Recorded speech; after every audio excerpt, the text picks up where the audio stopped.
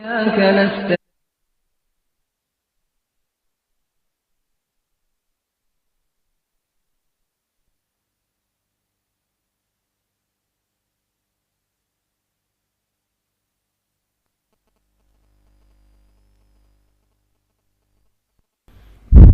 أعوذ بالله السميع العليم من الشيطان الرجيم. بسم الله الرحمن الرحيم، والصلاة والسلام على رسول الله. إن الحمد لله نحمده ونستعين ونستغفره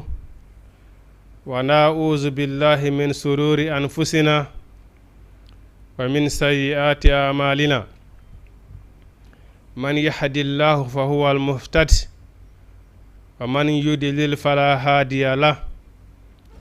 وأشهد أن لا إله إلا الله وحده لا شريك له، وأشهد أن محمدا عبده ورسوله. أيها الإخوة الكرام والأخوات، أحييكم بتحية الإسلام ألا وهي قائلا لكم جميعا السلام عليكم ورحمة الله تعالى وبركاته. نعم مسيبة جلبة ndaro ɓeɗo télévision meɗen Jama TV min salmini on ko kala kawɗon wonude oɗo aduna Allah subhanahu wa ta'ala. min toranake on jam e kisi e ka jawli e ka ɓeygureji. ɓawa ɗum hiɗen yetta Allah subhanahu wa ta'ala hattirde e yettugol. wona kanko Allah subhanahu wa ta'ala wiiri noon wa in ta'uddu ni'matallahi la tuhsuha. an oɗo banu adama si a konti nemaji ɗi Allah subhanahu wa ta'ala waɗanma ɗi wawata andude ittiri majji. a kontata ha inna ko embere ɗon ɗo Allah subhanahu wa ta'ala waɗanimmi anda hattode mum ala. ay ɓawa ndo waɗanma ɗiɗo nemaji fof o wi ko mi yamirma ko yettan. ay uskurni wala takfurni, yettan wata a yeddan. ko ɗum ɗon tun woni ko Allah subhanahu wa ta'ala ɗaɓɓuma jiya ɗon halas. ay ɗum noon hiɗen yettamo kanko Allah subhanahu wa ta'ala hattirde yettugol. hiɗen seedo ala reweteɗo e gonga haqqan si wona kanko Allah subhanahu wa ta'ala wi. ay wona wir noon wa ma qadrullahi haqqa qadrihi. ɓe mawninirali Allah no o hana mawninirede noon. kono ɗum noon hiɗen yettamo kanko Allah subhanahu wa ta'ala ɗe mawninamo hattirde e mawnigol. hiɗen seedo ala wo kono rewe e gonga e haqqan si wona kanko Allah subhanahu wa ta'ala. hiɗen seedo oɗo nelaɗo meɗen Muhammad sallallahu alayhi wa sallama ko Allah subhanahu wa ta'ala nelimo. enen e hoore meɗen enen banu adama Allah subhanahu wa ta'ala o inni he o wi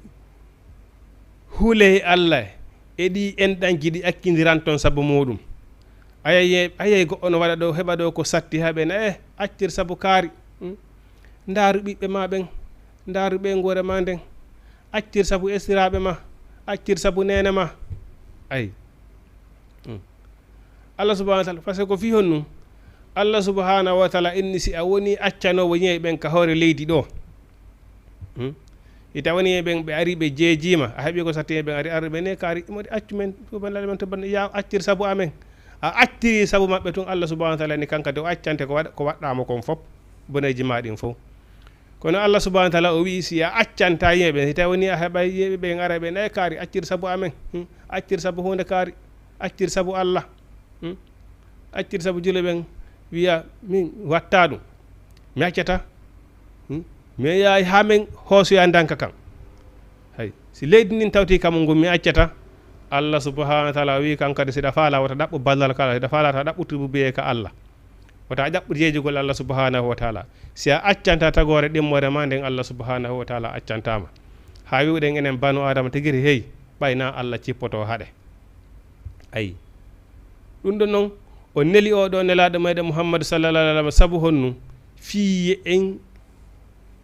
ko Allah subhanahu ko wahayu immorde Allah subhanahu wa ta'ala Allah subhanahu wa ta'ala jonni Seydina Jibril ali wahayine nelaɗo meɗen Muhammadu sallallahu alaihi wasallam andi gol en ko honno wawi fer revirde Allah ha daɗen ngeeɗo yiite heɓen oɗo aljanna subhanahu wa ta'ala. kono fi kanko Allah subhanahu wa ta'ala o tagui en o addi en ko aduna ɗo wona kanko arta ɗo kadi tindina en ko honno revirten Allah ayi ayno wodi woɓɓe goo ay neɓe ɗo joni Allah tumɓe na an a yi Allah on Allah juma an a yi on ayi siga ko Firawna wiwno annabi Moussa kon nde wino Hamana wi o yimi ɗo humpa o Allah Moussa Hamana mahanan huɓere ayi mahanan huɓere hande tuggoyo ko asamaw en andi Hamana kanko no premier ministre Firawna o joguino jawdi o lannata o yi mahanan huɓere ɓantanan huɓore hande tiggoyo ko dambugal asamaw dow mi ƴawa ɗum mi ƴellito mi yiya o Allahjo Moussa ɓay Moussa inni Allah mum ko dow woni ayi wodi ɗe julɓe hande sa wi Allah ɓe nan ayi on Allahjo nde annabi Moussa yawno yewtidi Allah subhanahu wa ta'ala ka tuure Seyna o wi Allah komi faala ko yi'ugol ma Allah subhanahu wa ta'ala feeñanamo eɓe wi ko fotata gabiton hun sonsoli hum fellongol ngo munci Moussa yani himo faɗɗa ayi ya Allah subhanahu wa ta'ala feeñi e banu adama moƴƴata hay malayka ɓen du nde hefera e makka ɓe ginnuno aɓa hayno Allah nela malayka e amen haraw nelalima am Muhammadou hayno Allah nela malayka Allah subhanahu wa ta'ala ne fiyake malayka heƴata e moɗon gogo siko malayka ɓe nelano kamɓe si ɓe arino ɗo saɓe deftano kamɓe halkayno tun ayi Allah subhanahu wa ta'ala ne ko banu adama ɗimo mo nanowo ko nanoton kon haala mum kon ɗon mi nelata e moɗon ɗum noon o neli oɗo neladɗo meɗen Muhammadu sallallahu alaihi wa sallama banu adama ko wona meɗen kono yeeta en ko honno kaɗo diina ka rewrete ko honno Allah subhanahu wa ta'ala rewrete ko nelaɗo addi kon ko ɗum ɗon kanɗon diina Allah subhanahu wa ta'ala rewrete inna dina indallahi al islam eyi ɗum noon hiɗen seede oɗo nelaɗo meɗen Muhammadu sallallahu alaihi wa sallama ko Allah subhanahu wa ta'ala ndelimo ko jokketeɗo eyi ko na o reweteɗo de ko o jokketeɗo ɗofte no nelaɗo rewiri Allah noon ko noon Allah rewirte soko yen heɓo moƴƴere nden wa in tuhibbuna Allah fattabi'uni siɗon yiɗi Allah jokke nelaɗo o ayi ɗum noon hiɗen mawlo e Allah subhanahu wa ta'ala e bone wonkiji meɗen nde tawden no yewtirten toujours kiɗo wonki koko jammirta jomma kiken wona ko nafatake wo sa innama ko hon boni premier gagnama wi ko wonki maki wi wonki maki ko ɗum waɗi si nelaɗo maki ƴettugol kaafa ya haɓida e keefera ɓen ɓe taƴa dande ma walla taƴa dande maɗa ko ɗum nden hawre ɗon on gere ɗon ɓuri yombude e di haɓudugol e wonki muɗum kim wonki maki yii nde ɗo hunde weeli ɗum foti ɗum kono noon koko Allah subhanahu wa ta'ala harmini ay weeli noon wonki maki jooɗoɗa dara helti ɗum ɗo weeli wonki maki a yiɗi kono eneti Allah yiɗa ɗum nelaɗo falaka ɗum haɓida e wonki maki haki ronka ha ronkaki afsattande ɗum ɗon no metti fi ko ɗum waɗi so waɗi enen jeunesse o ganda walla tum ɓeytoma jijan keccan diway a accay goy mamen waɗa aduna on taw ayi ɓeytoma mo fijirali keccu fijira e mawgo aki ko sama kala noon ayi ɗum noon ɗe molo Allah e bone fittandu wonkiji meɗen ko waɗi noon kala mo Allah subhanahu wa ta'ala fewni ko on woni fewɗo si Allah subhanahu wa ta'ala majjini goɗɗo kadi heɓota ko fewnowomo ɗum nen ɗen tori yo Allah subhanahu wa ta'ala fewnu en o fewnana en kadi yo Allah fewnu en fewnana en nam haray toujours hiɗen andi dewal mawnungal ma wa dewe ɗiɗi fof hino fewnditi ɗum ko honnum oɗo hajju hino fewnditi oɗo ko wiyete julde donkin hino fewnditi ɗum ɗo fof ko dewe Allah subhanahu wa ta'ala ko dewal woni ko ɗaɓɓa e muɗum ayi joni si innama ɗo joni julde donkin wona ñawgol gubaji seera piriji na ɓurɗo wattade ko seeri piri ko on ɓuri mo heɓude juldere na ɓurɗo baalil jani ko on ɓuri marde juldere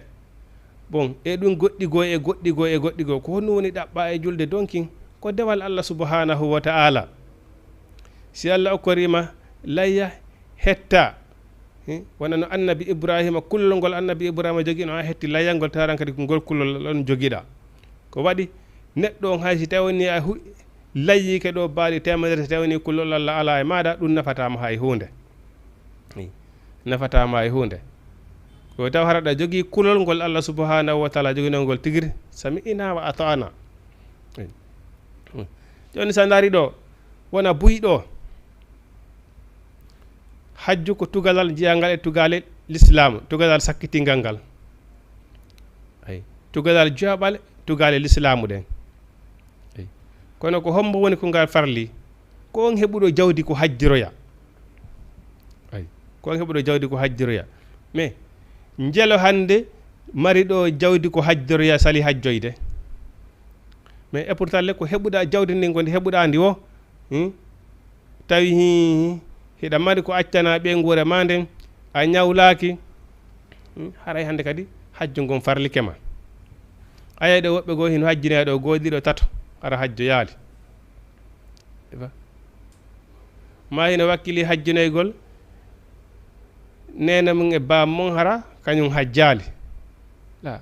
buy noon sa wodi ɗo joni ɓe sikkay ko ɗuma ça fait hino probléme om hunde nden ko faala ɗen wo ko faala ɗen haqqe Allah on si waliki haqqe nene e baba waliki ko haqqe Allah on ƴettete ko waɗi baba ma si ɓe wuri ɗo duuɓi temedere ɓe heɓali jawdi koɓe hajjiroya hajju farlaki ɓe an ɓiɗɗon sa fini tun a heeɓi embere jawdi ko hajjira farlike ma ko an farli wona nene ma e baba ma farli de sa hajjunoyi ɗon goɗɗo go a hajjo yaali haray Allah subhanahu wa ta'ala anditoroytama par ce que haray woni farilla e hoorema ayi an heɓuɗo jawdi ndin on ko an du'a hajjoyde masa Allah si a arti hitande ara yoore feere heɓoy kadi hajjinenema walla bamma walla goɗɗo goye kadi kala mo Allah newlenema kono premier position tan ko an farli saabu sa heeɓi jawdi ndin a hajjo yaali a hajjunayi woɓɓe goo ya andu Allah subhanahu wa ta'ala nitoroytama ɗum la sakka bil mawti ayi ara ko fiyon woɓɓe goo ina bon min fewɗo mi wawata hajjoyde fewde lere ɗo programme uji an ɗin e hajju yadata haray holliɗo neɗɗo wona ko laaɓi woni ko o jokki wona ko laaɓi woni ko jokkuɗa sina ɗum ko programme uji on ɗum haɗatama yadugol e hajju ma ngu ayi bon kono si wonti keeɓi jawdi ndin tun haray hajju ngon farlike mo ayi ko wona noon kadi ka donkim layya on si on tigi heɓi hettugol sunna on ko farilla e hoore on tigi ko sunna ñantigol sunna nabi Ibrahima par ce que ko ɗum ɗon ɗaɓɓa e julde donki ay hibbugol ɗan ɗo ƴiyan sunna on hettugol layya oji ɗin ay si a heɓi siɗa mari capacité muɗum no waɗɗima sa heɓali waɗɗakima ya andu nelaɗo Muhammadu sallallahu alaihi wasallam layyaninake ma ay nelaɗo layyinake damme ɗiɗi ɓeyni gilɗo ko min gilɗo komi layyani ko kala jaaɗo e mofti an ɗen tawi o heɓali feere layya ayi no gasa an heɓa ɗo joni feere layjoɗa Allah subhanahu wa ta'ala ronka ƴettude layya ma o par ce que layya ma on si tawi woni aldali e kulol Allah no Allah subhanahu wa ta'ala wi'iri noon ñentingol sunna on Allah subhanahu wa ta'ala ƴettata ayi mais oɗa kanko e heɓano feere layja ko kono ɓay tun nelaɗo layyaninake mo wallahi o heeɓi ayi o heeɓi ko daɓɓa kom par ce que kanko ko nelaɗo layyanimo ayi kono si a heeɓi no farlima sa heɓali farlaki ma si a heeɓi kadi on tigui hettira noon no sariya on wi'iri noon wondude e kulol Allah ko waɗi ɓeyni astanatu idayni hitande nden no mari juldeje ɗiɗi juldeje ɗiɗi woni e nder hitande nden ko julde suumaye e julde donkin ayi julde suumaye e julde donkin ko ɗe ɗiɗi jule ɓe mari e nder hitande nden bon ɗeɗo noon ko dewal Allah subhanahu wa ta'ala hay ko dewal Allah ɗum noon si a ndaari ɗo e kanko annabi Ibrahima nde tawno kanko haanoɗo ñentinede oɗo sunna hiɗen duha ƴettude comportement no kanko annabi ibrahima o no o comportiren noon sabu hay nelaɗo mamadou sallallahu alih w sallam ko ɗum allah subahana taala ni wattabi'u dina abika ibrahima jokku dina baba ma kan annabi ibrahima ko ɗum o fandiro mana jokku lawol annabi ibrahima ngol ni annabi ibrahima rewirno allah noon honɗum wa abudullah mukhlisina lahu dina wama kana minal mushrikina ay annabi ibrahima o rew allah o laɓɓinanimo dewal ngal ay ko ɗum ɗon woni ko ɗaɓɓa e dewal ngal si a daari kanko annabi ibrahima baɗa auzubillahi min asheytani rajim e yewtinode ñanden nde heeferaɓe ɓen arno tawi ɓe mari feeto ɓe ari ɓe defi ñameteji ɓe ari ɓe ɓannani sanamuji maɓɓe ɗin ɓe fokkiti yewgol waɗoya feete on joni ko so ɓe yahi ka feete maɓɓe ɓe arti ɓe ƴetta ñameteji ɗin ɓe wuja sanamuji ɗin bon ɓe fokkiti ɓenni ibrahima mahin annabi ibrahima daari ka de o inni he o inni min mi sella mi ala yaade ka feete moɗon mi sella ayi o inni mo nawni tawi ko mone sanamuji maɓɓe ɗin o woni hiɓe ɓandani ɗi ñameteji o ari o acci ha ɓe hukkiti o ari o ƴetti teynirde o ari o tawi ka dari ɗon o wi ene onon on wowlata na onon ɓannana ɗi ñameteji haɗi ñaamo ɓay ko reweteɓe onon on wowlata o takkitiɗi fof majja hendi ha heddi jandu ɗum o ƴettitinir nden o faale hoore mayru ɓay ɓe ari ɓe ni ko hombo waɗi ɗum ɗo ɗi allaji meɗen ɓe ni suka no ɓeyniteɗo ibrahima o no añi ɗi sanamuji meɗen ɓeyni noddemo ɓe noddi annabi ibrahima ɓe landimo ɓeyni ko an waɗi ɗum ɗo ɗi sanamuji amen o wi lande mawdu majji on jaari ko kayru falitendir nde landendu ko kayru waɗi ɗum ɓe wi annabi ɓe ibrahima hiɗa andi ɗiɗi wowlata ɗum wowlata o wi o wi way o wi merdi mo o wi merdi potteɗon onon noon hiɗon wawi rewde ko wowlata ɗum hewtani ɓe nokku goo ɓe nangimo ɓe waɗi tata yiite ko ɓeyti tata yiite kon komo fuuru ɓe ƴettimo ɓe boggi toon allah subahana wa taala wi yiite ngen kunu bardan wa salaman ala ibrahima yiite ngen nage sunna annabi ibrahima yo nge laato ɓuuɓendi e gilasi e hoore annabi ibrahima ayi ɓay allah subahana wa taala dandimo ko yiite ɗon ko ɗon noon allah subahana wa taala yamirimo yo o feru par ce que tawi hannde kadi sesi yo ti ko hoytata ɗon neɗɗo si a andi ko gaño ma himo ɓurma doole haysi ko islamu wonɗa e defandude ɓay tun hiɗa andi ko gaño ma haray himo ɓurma kadi doole dogumo sina ɗum si a dartike ɗon si o woni saabu wonkima kin haray aynata andano gaño ko dogete ɗum ayi comme nelaɗo mouhamadou sallallah sallam makkatel mukarrama ko ndiyawno ha tawi goran saka ɓe décidi hande kadi ɓe gayna fi makko on fes ɓe jaɓali ɓe famodira ɓe wi mouhammadou siko laamu faalaɗa e nder makka ɗo min lamminte hara mara opposant ko an tullama to ha ñande mayɗa siko jawdi faalaɗa men jonne jaalu koni makka fof har ɓenen ɗo fof para ko an ɓurata wonde patron eyi siko rewɓe wowla kala debbo mo faalaɗa men jombine mais fi o dina ko wonde a wolle tertoɗa fi muɗum o wi si on ƴetti nangue on waɗi ka ñaamo on ƴetti lewru ndu on waɗi ka ñaamo am wona ko o islamu ɗo mi wowlay fi muɗum par ce que koko wahayna e an ay ko immorde allah subahana wa taala mi wolay ɓay ɓe tawi ko haɗo hande kadi ɓe desidanimo hande kadi ko ɗon allah subahana wa taala mirimo yo dogu yo feru o yalta ayi ko islamu wonnolo e defandude ay annabi ibrahima kan kadi ko l'islamu wonno e defandude kono ɓay ɓe nangimo ɓe bugui kaka yiite allah subahana wa taala dandimo ɓay hewti ɗon allah subahana wa taala yamirimo yo o dogu ay a wiyata him ɓay ko islamu woni e defandude e hinole ko ayɓe ma tum wonduɗa mana ka falɗa gollirde l'islam o tawni ɗa mari ɗon ayɓe a tawi a wata gollirde l'islam ko ya feru ko ɗum ɓe wi ko wiyete fergu kon ferugol ko ɗum woni ferugol ko nokkure kala e taw a wata wonde gollirde ɗo l'islam immoɗa ɗon yaha ka wata gollirde l'islam toon ko ɗum woni ferugol ko ɗum waɗi nelaɗo maki allah subahana wa taala wi ferugol ɗum mana ɗum kupata ha ñande dargal ngal dari kala neɗɗo ka leydi ka wonɗa tawi l'islam o martata ɗum ɓeyni haara ko yawi ɗum yaha ka l'islam o martata toon en tant que julɗo eyi ɗum ɗon ko farilla e hoore kala julɗo eyi ɗum noon kanko annabi ibrahima ɓawde o feri o yahi makka nde tawde on saye makka hari ko aynde hay hunde ala toon hay huunde ala makkatel mukarrama ko burure ladde laaɓunde Allah subhanahu wa ta'ala amirimo yo yawtom kanko e ɓiɗɗo makko on Ismaila ay on say o wi honnum ay falqu fi jahimi faradu bihi kaydan fa ja'alnahumul asfalina ɓe fewjani annabi Ibrahima pewje ɓe bugima ka yiite ay min waɗi pewjoje maɓɓe ɗen pewjoje perduɗe wa qala kanko annabi Ibrahima o wi honnum o wi inni no min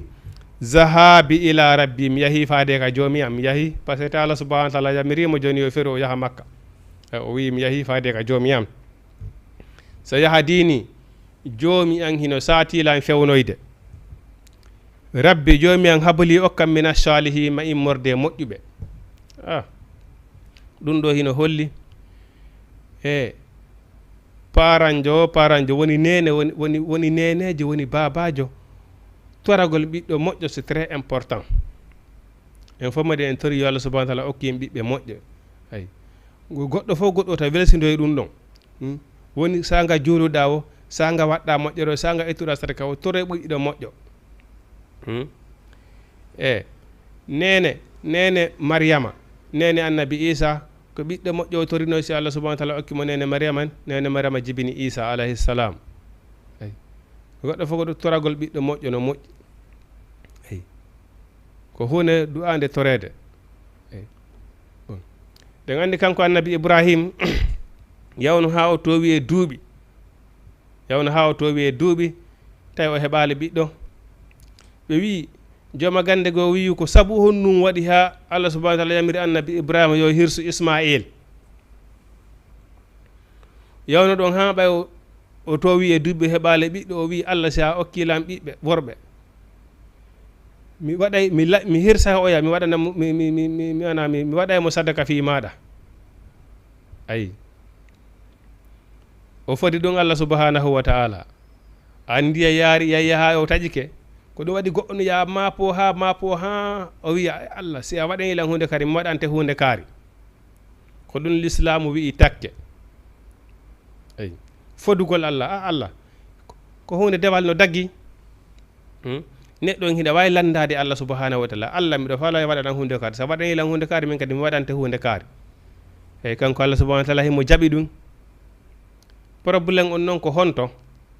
par ce que andi ko wiyete farilla kon ko wiyete farilla si a waɗali ɗum tun yandu haray a nanguitoroyte ñande janggo la sakka ayi bon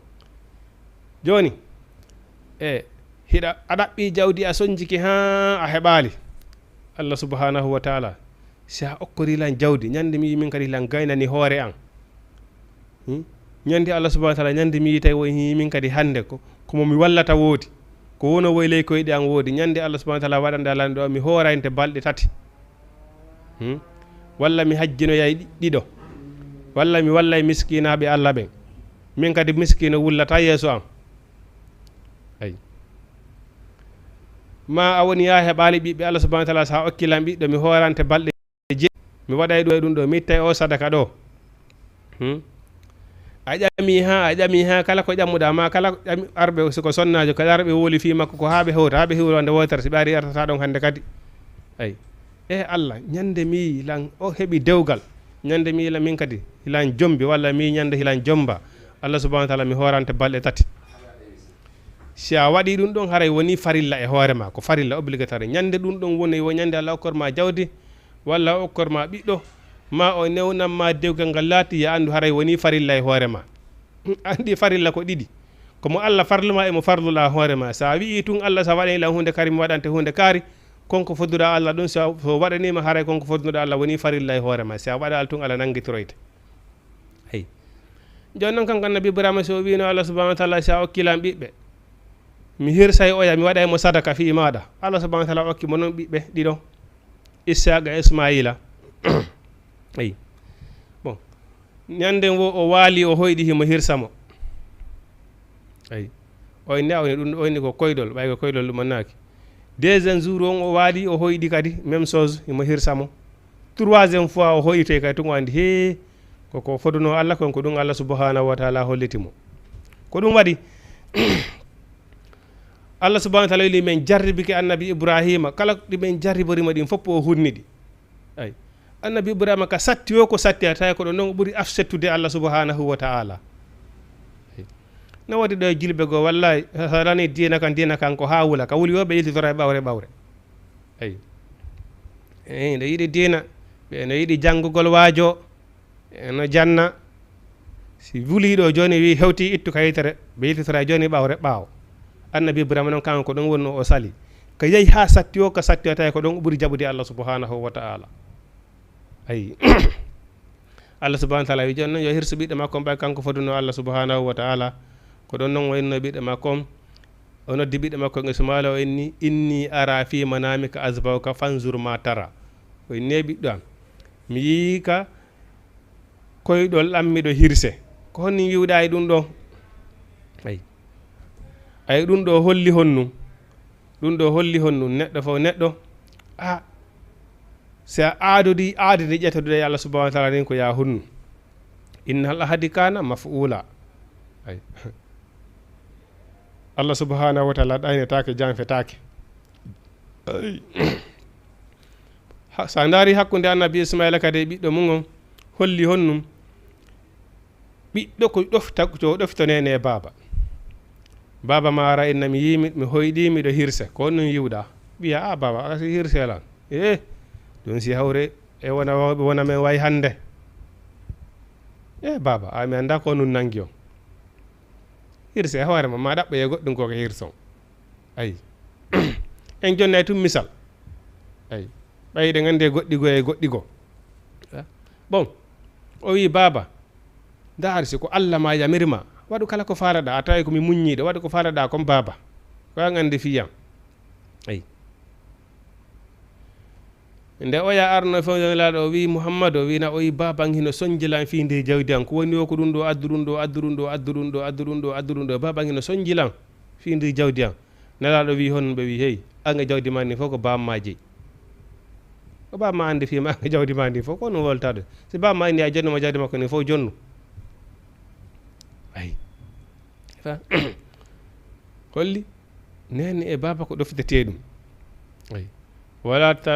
wala tan huma wala taqul lahuma uffin wala tan harma wala taqul lahuma uffin wa qul lahuma qawlan karima wota wikko nene ma e bamma wota konngol ma ngol towu hoore konngol maɓɓe ngol ayi seɗa yewtude yeeso nene mba bamma ko ya cippintin konngol ma ngol needi ayi o wi baba ndaar ko kala atamiɗo ko mo muññiɗo o ari o yeeti ɗum kadi nene Ismaila sonna makko ɓe yewti ɓe famodiro yiɓay ko Allah yamirma waɗu kaw arno hirsugol ɗon Ismaila ko ɗon Allah subhanahu wa ta'ala inni ya Ibrahima kadi sarakata ru'yaya annabi Ibrahima a gongini koyɗol mangol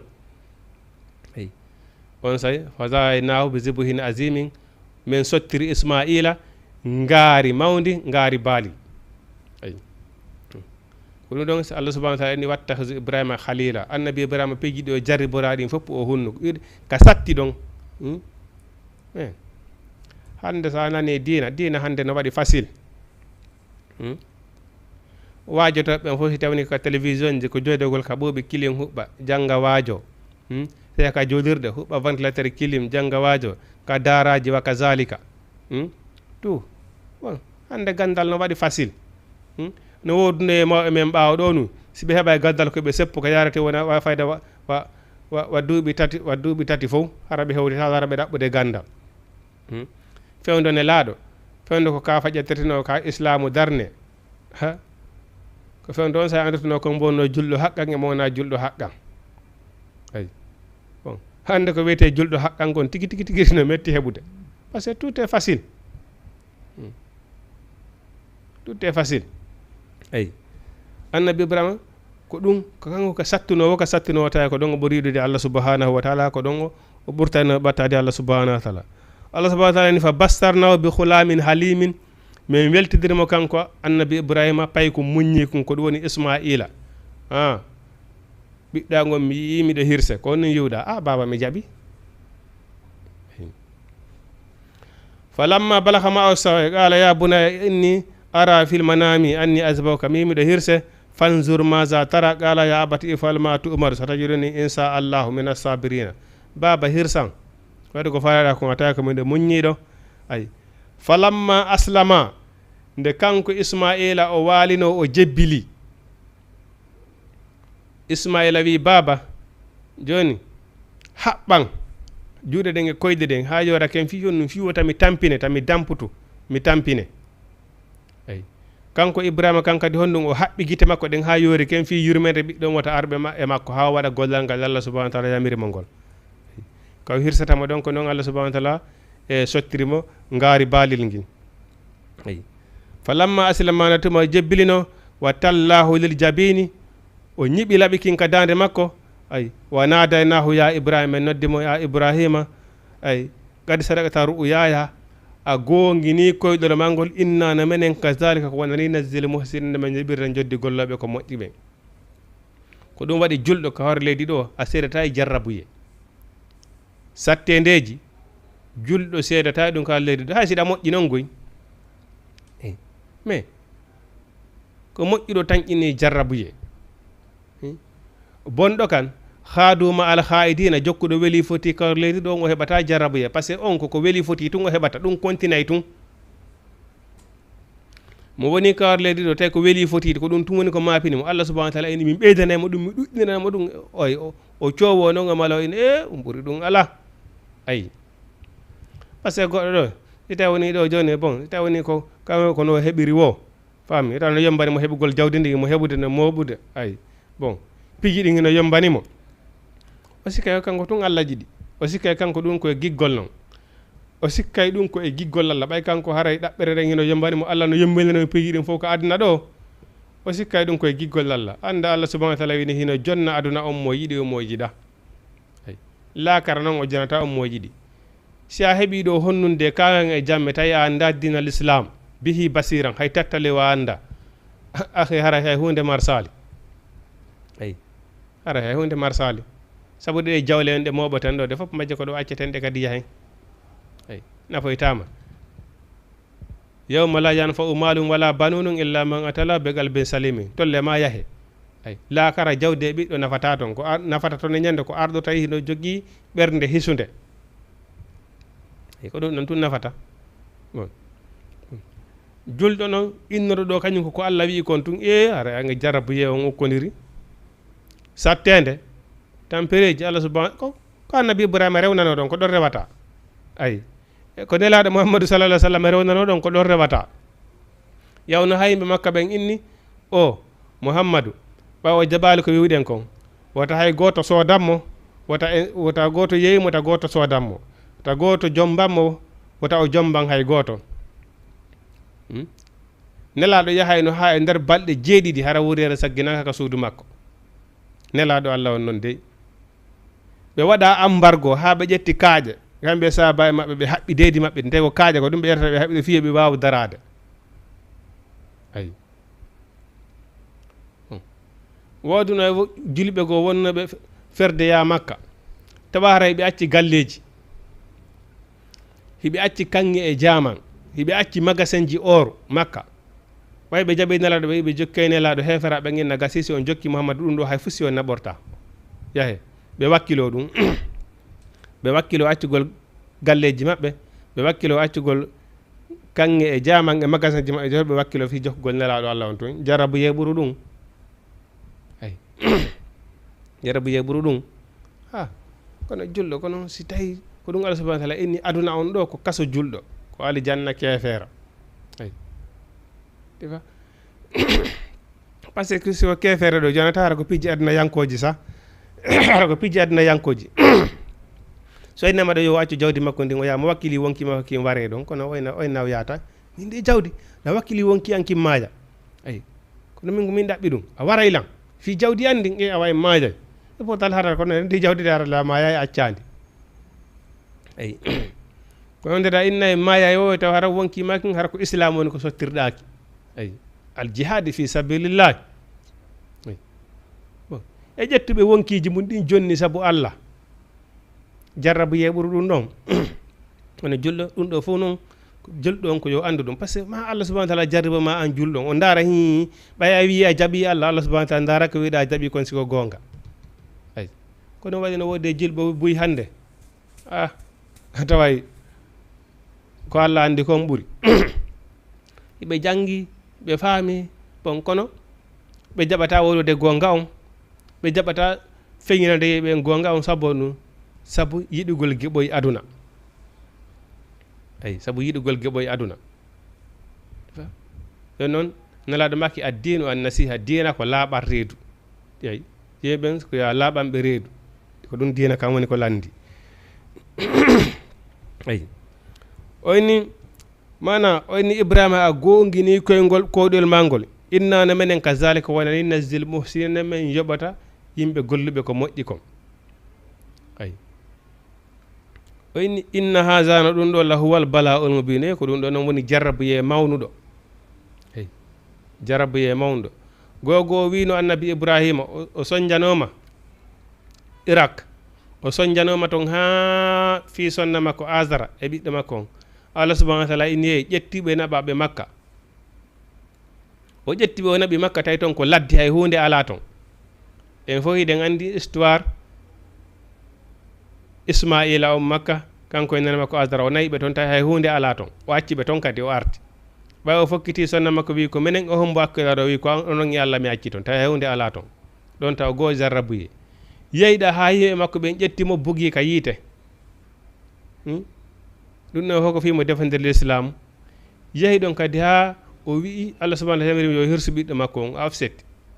Allah subhanahu wa ta'ala ini ko ɗum ɗo woni jarrabuye mawɗo so nani jarrabuye mawɗo ko ɗum ɗo ay ko ɗum waɗi enen tigui wolay konngol meɗen neɗɗo ko sayi wuli wosi wela ko sayi wuli wosi wela ko ɗum Allah subhanahu wa ta'ala inni Ibrahima min immintini e Ibrahima ñande dargal hara kanko tun ko mofte kanko tun hara ko mofte ɗaare hande ko woni yaade Makka ɗo kon fof ko annabi Ibrahima wona e ñentinede wa azzin fi nnasi bil hajji ya'tuka rijalan wala kulli damirin ya'tina min kulli fajjin amigin annabi Ibrahima ko ɗum Allah subhanahu wa ta'ala reɓe noddi yimɓe ɓen faade e Makka hajjugol ay yeeɓen fof mo kala iway partout dans le monde hande leyɗe ɗen fof hande ko honto e leydi wonde ko leydi ɗo hande woni ka julɗo iwata ya Makka ndin leydi ala honto ala e aduna Allah on e nder laalagal aduna Allah ngan ka julɗo hajji fewdorto heɓo ronko heɓade ɗo gasi ko julɗo goto immiɗo yaye Makka ala defo ko annabi Ibrahima ñentina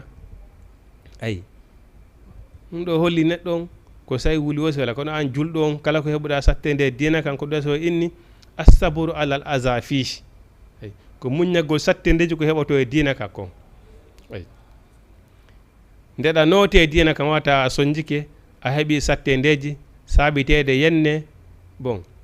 yimɓe go ara faale ma yeenude fiya yeeyu ndimu ma ngun ayi parce que ɓen karmakoɓe kadi no woodi karmakoɓe jela ɗo hande yeeyi ndimu ngun honnu ino jonnede geɓo susta wowlude gonga kan susta wolde gonga kan no hulɓini Allah subhanahu wa ta'ala ni inna haza no ɗum ɗo dey lahuwal bala'ul mubin ko ɗum ɗo woni jarrabuye mawnuɗo wa fadaynahu bi zibhin azimin min sottirimo kanko Ismaila ngaari baalir mawnundi ay ko ɗum waɗi ɓe inni goɗɗo layya hettugol sunna si tawi woni hiɗa mari moyen ko ya soodu ngaari baalir moolanangil harasi ndi waɗi ɗo hito tun fof anda hindiɗo ko ngaari baalir tigi tigi ayi mais si Allah no okkuma moyen ɗa mari soodugol feere ndi 1 million soodoy ɗum mais Allah no okkuma moyen soodugol ngaari baali ndi 1 million ya soodo ya ɗo ngaari baali ndi 150 000 200 000 a waɗali ko Allah wi kon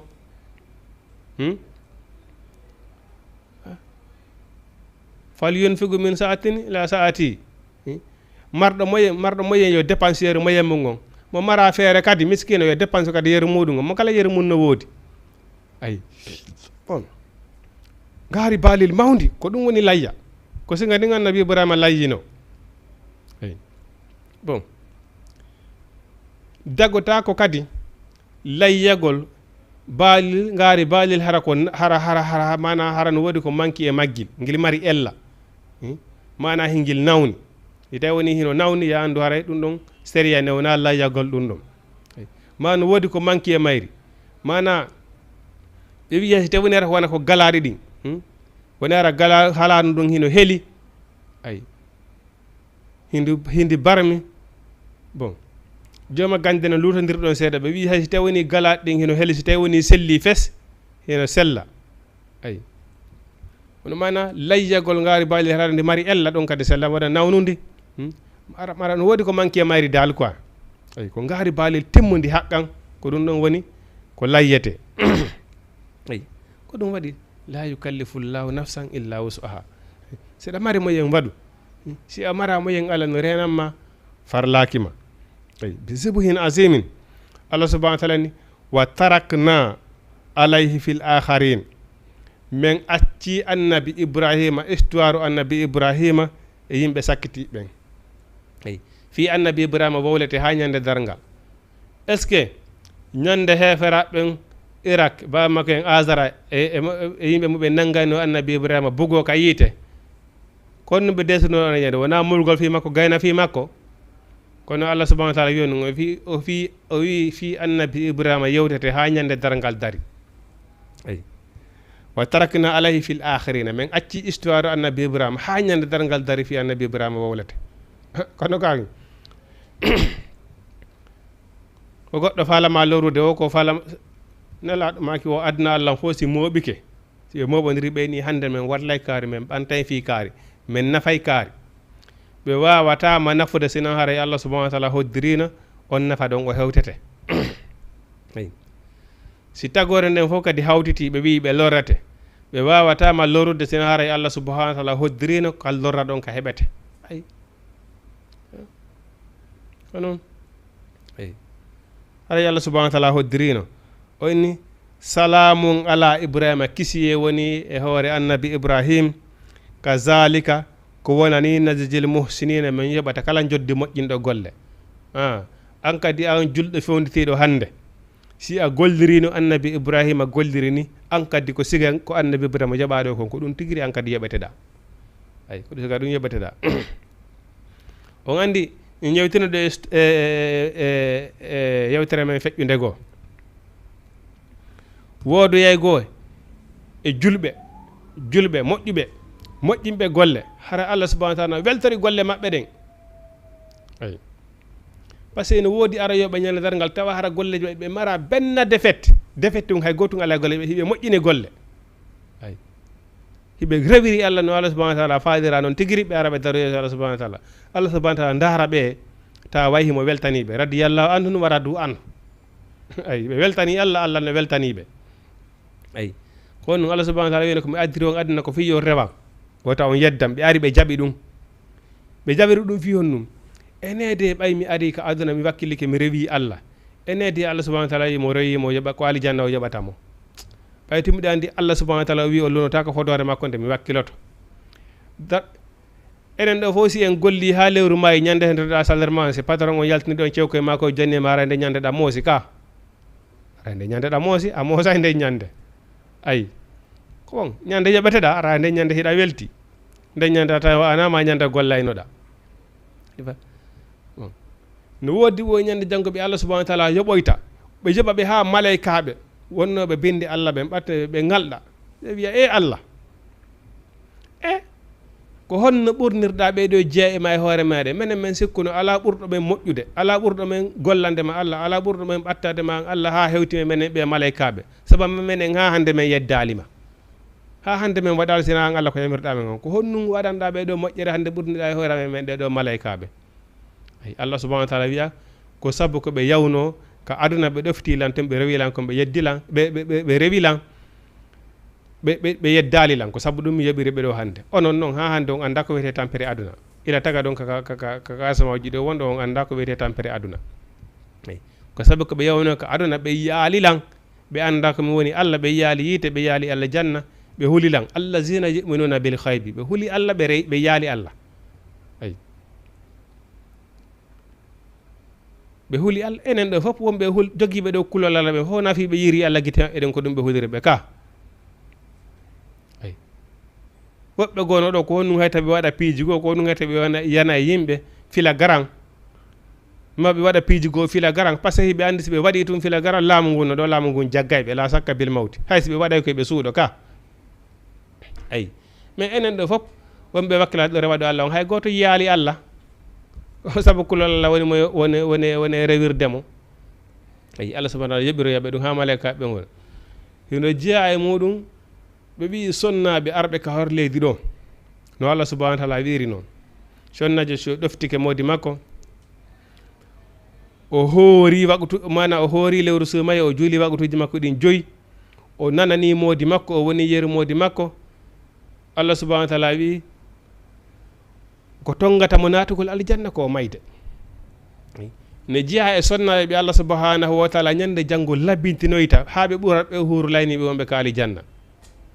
ay en fo en nani karma koye men ko sifaynen fi hurul ayni wonɓe ka aljanna ɓe sonnaɓe go Allah subahanahu wa taala ñande janggo yoɓoyaɓe moƴƴereji o yoɓitiraɓe honno labintingol ɓe ɓurna ɓe huru layniɓe wonɓe ka aljanna ɓe sonnaɓe wonɓe huru layniɓe ka aljanna ɓe ɓe daroɓe ngal ɓe wiye e Allah ko honnum ɓurnirɗa ɓeɗo hande e hoore amen Allah subahana taala ne ɓe yahino ko aduna ɓe rewino Allah ɓe yeddali modi maɓɓe ɓe tampino ko aduna toon saabu ɗofitagollam min Allah subahana taala ko saabu nden moƴƴere ɗon mi yoɓiri ɓe hande ayi kono ayi ayi ko wiɗen ko neɗɗo kala golluɗo ko moƴƴi ayi no Allah subahana taala wirno yoɓiri annabi Ibrahima ɗo ko noon inni la udiu amali minkum min zakarin aw unsa ba'dukum min ba'di Allah subahana taala mi bonnata kala golle golluɗo ko moƴƴi kala golle golluɗo ko moƴƴi Allah subahana taala bonnata o yoɓay ay fama jazaa'ul sayyi'a illa sayyi'a fama jazaa'ul hasana illa al hasana ay woni sonnajo ne goto kana golluɗo Allah subahana taala yoɓoyay on tigi ha kanko tigi ɗo tawa hi Allah subahana taala yoɓimo si Allah subahana taala welama golle makko ɗen tun o anda kanko tiri Allah welama golle makko ɗen enen e hoore meɗen ko aduna ɗo ko jelo kamɓe e patron ɓe halda ɗo golle ha ɓe gayna ɓe yaha haɓe fotta prix ɓe d'accord ɗon on tigi golla golle ɗen patron ko ara welto netta way ɓurna mum ne waalo ɓeydanamo kadi e hoore ko ɓe halduno kon ka ɗum no wadde ka aduna ɗo ka ala e waɗude no waɗude an e patron on yawo ha d'accord on ko ɗum ɗo prix on ko ɗum ɗo o wiya d'accord on hoore muɗum patron on ara o ndara way o convain koye golle ɗen welamo o ɓeydanama e hoore ko halduɗon kon no waɗude ay Allah subahana taala ko noon kadi woɓɓe go ñande janggo Allah subahana taala yoɓani heɓe ha kadi o waɗanaɓe ko double kadi o ɓeydanaɓe kadi e hoore ko yoyiɓe kon wa kazalika ko wonani najzil muhsinina min joɓirta joddi golleɓe ko moƴƴigen innahu no kanko Allah ay innahu min ibadina kanko Allah e jeeya makko ɓen al mu'minuna ko ñana ko jawɓeɓe ko gonɗiɓeɓe o wi honnum kadi kanat lakum laatanike on uswatun hasanatun fi ibrahima ñentinirgal moƴƴal référence moƴƴo e annabi ibrahima ayi walla zina e ɓen ma'ahu jokkuɓe mo ayi isi qaalu li qawmihim tumando wiyanoyi makko ɓen o wi inna no min dey ibrahima bura'u minkum he mi woɗɗitike on nani o wiya no ɗum yi e makko ɓen fuɗɗorde ba makko o wi min en seedi programme mu nani onin Allah subahana wa taala o wi ya ayyuha allazina amanu la yattakhidul mu'minuna alkafiruna awliya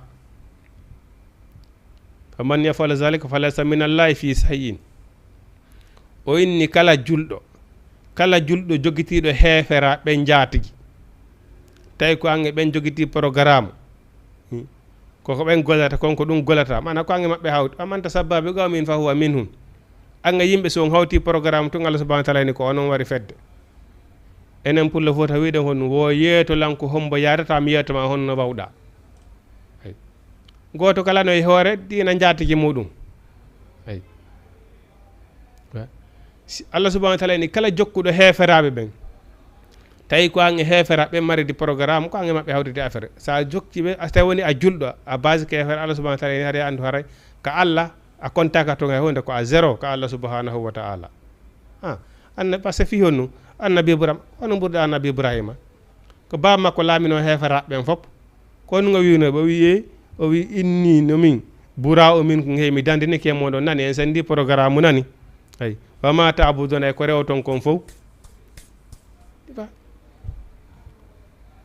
ay mais soko a julɗo tawi woni ko a julɗo mais golle maɗa e golle heferaɓe ɓen fusti ala ko waɗi différent mais aray o sama kala noon Allah subahanahu wa taala ini wo giggol aduna e giggol lakara wata wonde e ɓernde wotere